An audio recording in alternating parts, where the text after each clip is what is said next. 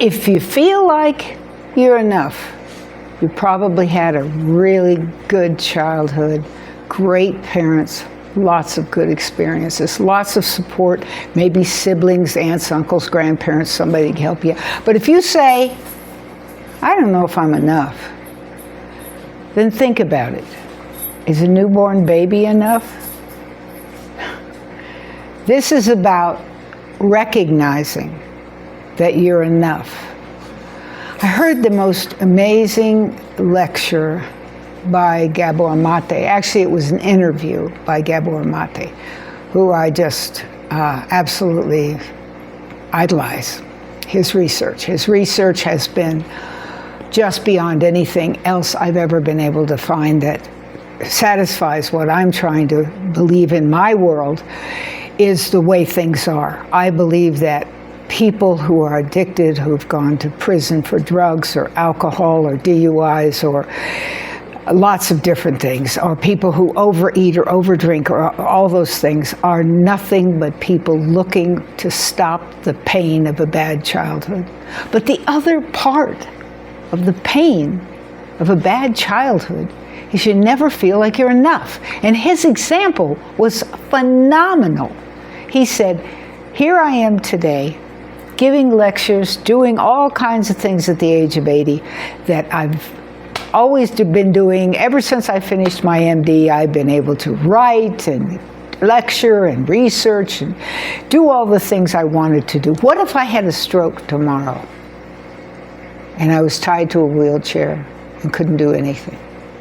Would that mean I wasn't enough? And that's when he said, it's a newborn baby, not enough.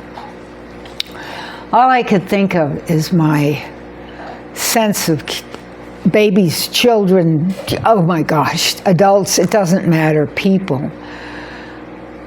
The thing about children is they haven't been, babies, infants, is they haven't been taught they're not enough.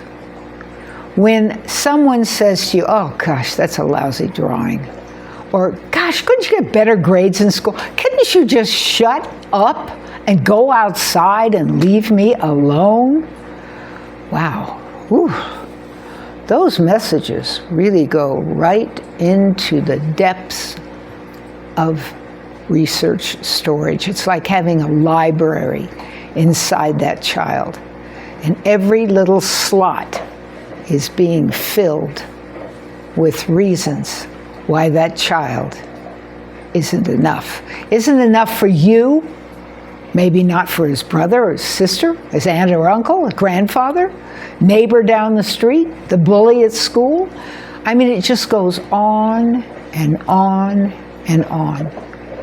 I can remember when my youngest was about 2 years old, he was running in circles all night. And at some point I said to myself, I know there is something very wrong with this baby, toddler. He was a toddler by then. I can't understand it because every morning when I see him, when I pick him up, I go, whoa, there's Joshua. And I worked so hard at that because I can remember the rapidity and effectiveness of the folks who raised my oldest and told him repeatedly what a horrid person I was and they should never have anything to do with me. Excuse me. And he turned out to be such an angry young man. Really, really angry. I raised him from 5 to 14 and it wasn't enough because it was too late.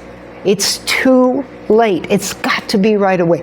Do you know that in the first 3 years of life, 3 years, 90% of a child's brain is formed?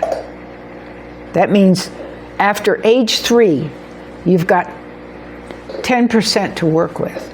Now, do you think you're going to change that child's mind?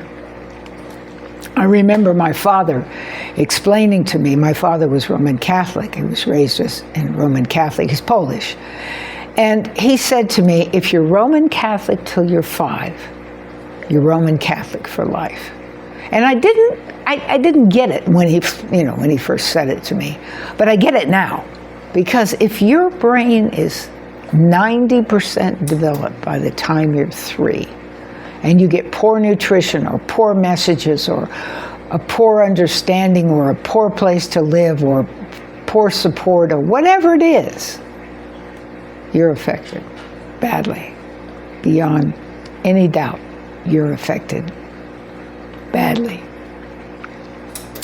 But if you get positive messages, and that's why I said I couldn't understand with my son, because I kept giving him all these positive messages. I was working so hard, but I hadn't had the training that I've had since then.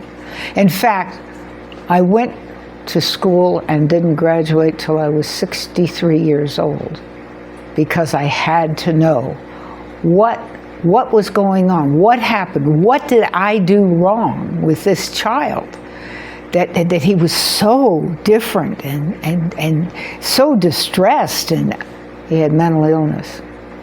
He got bipolar disorder, severe depression, chronic depression, ADHD. I mean, they just went on and on with his diagnosis. A mental illness is not something my comments to that child are going to change. It's just not. It was heartbreaking, but I did learn that for sure. I needed to know, because I didn't feel like enough, but I never felt like enough. I never, ever felt like enough. I had a very difficult childhood, constantly told by my mother that I was absolutely not what she wanted in her life. And it was very effective. It's very, very effective, especially because my father was usually gone. So when a parent or an aunt or uncle, grandparent, sibling, somebody at school, repeatedly does that propaganda, that gaslighting is what we call it, gaslighting. You're not good enough. You're so much less than what I expected. I'm so disappointed in you. On and on and on. What do you think is going to happen? But is a new baby not enough? Of course not. A new baby is the future. It's the promise of tomorrow. It's an opportunity to have something in your life that you can hug and hold and nurture and teach and love and caress and watch play with kittens. Watch be fascinated by seeing chickens. Tell about the clouds, talk about the stars. There's so much in a new baby that's just a promise of tomorrow. It's so gorgeous. But you know what? I bet you have as much in you as that baby, just as Gabor Mate, if he had had a stroke, and if he was confined to a wheelchair, and if he couldn't speak, and if he could not produce, would still have value. And that's what he suggested is the problem. The problem in our society is if you don't produce, you don't have value. If you take a nap, you don't have value. If you lay down in front of the beach and have a margarita, cold beer, talk to somebody next to you, you don't have value because you're not producing. What a crock of garbage to say to anybody. We all need to rest. We all need to take care of ourselves as well as we would take care of a sick grandmother or a dying grandfather or a dear friend who was passing from life. We have to take care of ourselves. We have to love ourselves. We have to appreciate ourselves as enough. Now, we don't have to say that we're the greatest in the whole world and we know everything and that sort. No, of course not. Of course not. We all put our pants on one leg at a time. Don't ever forget that. You put your shoes on one shoe at a time.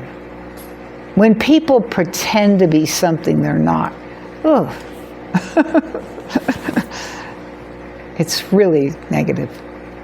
Now, does that mean you can't honor people and respect people who offer you whatever, a class of something you want to learn, or talk to you about how to learn to sew, or how to learn to ride a horse, or how to learn to play soccer? Or, of course, we should share what we know and share love, share tenderness, kindness. And if somebody has made you feel like you're not enough, or if you're wondering how to help someone else know that they're enough, or anything else you want to talk about, at the end of this video, I'll have the listing to reach my SKOOL school. It's called Summerland Trauma Caregivers. Caregivers is us, getting over our trauma. School, SKOOL. It's free. There's meetings during the week. Sometimes I only have one person. No problem. It's free. Come, talk, whatever it is you want to talk about. I'm glad to be there for you because I think you're enough, and I haven't even met you yet. Thank you.